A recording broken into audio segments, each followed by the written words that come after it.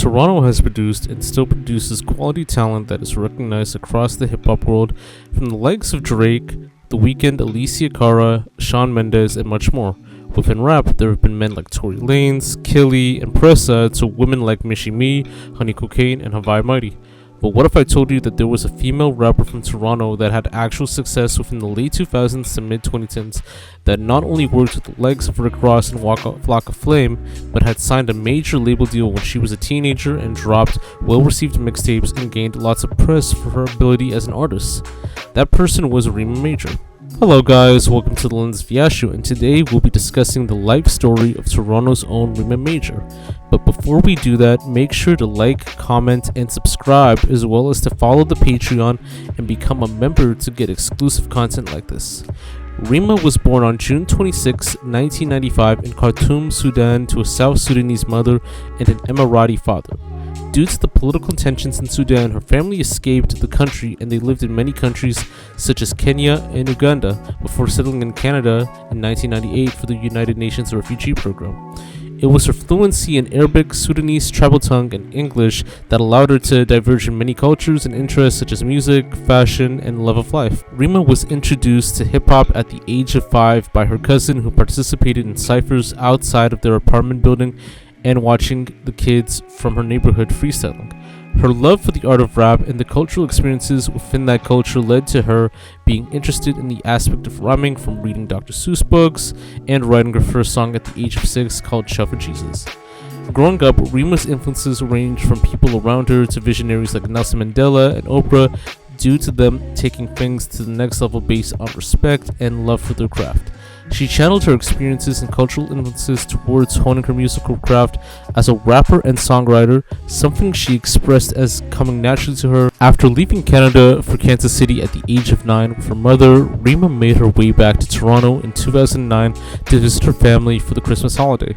This unique visit led to her chance meeting Kwajo Cinco, member of legendary Canadian rap group Ghetto Concept and then president of now defunct record label G7 Records. From that interaction, it led to her being signed with the promise that within a year she will be promoted, marketed, and signed to a major record label. As her persistence grew further, even after debuting at 2010's Honey Jam all-female hip-hop showcase,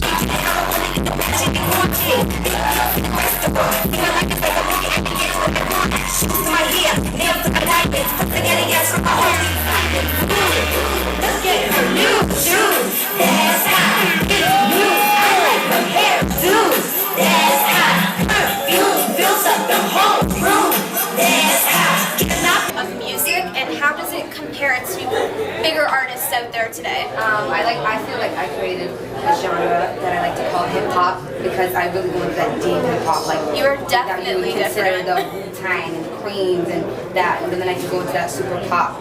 So I'd say my style for music. where Nelly Furtado was actually discovered, by the way.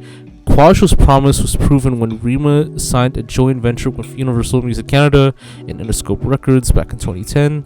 This was the first time Universal Music Group signed a direct deal with a Canadian urban music label. Reema's consistency and growth as an artist stemmed from her mixtape releases such as Youngest in Charge, 15 Going on 25, and I Am Legend. With breakout singles like Illest Kid, Ghetto Kids, and Father, Reema's ability to storytell, showcase extensive elements in rap lyricism, and being one of a kind has led to opportunities within her adolescence, such as performing with Wiz Khalifa, Mac Miller, and Big Boy, musically collaborating with producers Bangladesh and DJ Toomp, alongside with rappers Kwajo Cinco and Rick Ross. In regards to her song I'm the One with Rick Ross, she managed to meet the MMG mogul when she was in Miami and met with his business manager to initiate a session.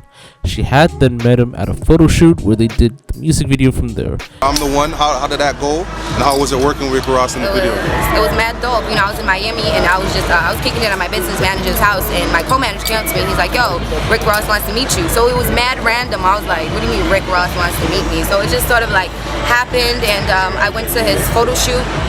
He was right behind where I was, and then he's like, yo, what up, kid? I was like, what up, kid boss, the big boss, and you know, he just sort of made it happen. He's like, yo, go get your cameras right now. So it was just sort of like off the love, you know, we kicked it for a little bit, I met him, and he's like, yo, let's do this. Another interesting fact about the Toronto rapper was that she also met and played music with music mogul Gene Simmons, bassist and vocalist of legendary rock band Kiss. Through gaining major traction on MySpace, employees at BET discovered her at an instance and invited her to participate in the 2010 BET Hip Hop Awards Cypher. Not only was she the first Canadian female hip hop artist to be on the BET Hip Hop Awards Cypher lineup, but the youngest. Yo, it's unusual to see a kid spitting, throw it, then I'm hitting. This a bullfight. Why the hell you bring a kitten? I'm sitting on higher power. I devour competition. Addition to my mission, I'm taking the top position. Ain't just a musician, I'm the mother to the new era. Chosen child, heal the wound like aloe vera. Built bigger than the Sphinx. Rock out expensive minks, and if you need work, I swear I got the links. I jinx any dinks that be thinking they could check this. Reckless. Suggest you tuck your necklace. Born out the heart of the black land, that's Sudan. And I ain't got jack for you lames but my backhand. So understand, I call it honesty, they call it hating me. I'm busy demonstrating. They say I'm blatant cause I keep it real. In my blood, in my gene. Age ain't nothing but a number. I'm only 15. From being signed to working with Rick Ross, another amazing high that she experienced was her headlining show at Canada's Wonderland back in 2011. Within the mid to late 2010s, she has released some songs and collaborations such as Go Your Own Way with Carl Wolf, Gucci Bag, which is also featured in the motion picture film The Bling Ring, and AK-47, which would be from her upcoming album called Legend Diary. In regards to what she's doing today, sadly there has been no instance of an active return for the Toronto MC musically aside from a few annual social media posts and a song that was released in 2022. But there is hope for an artist like Reema to make a huge comeback and put on for the city with her amazing sound and impact.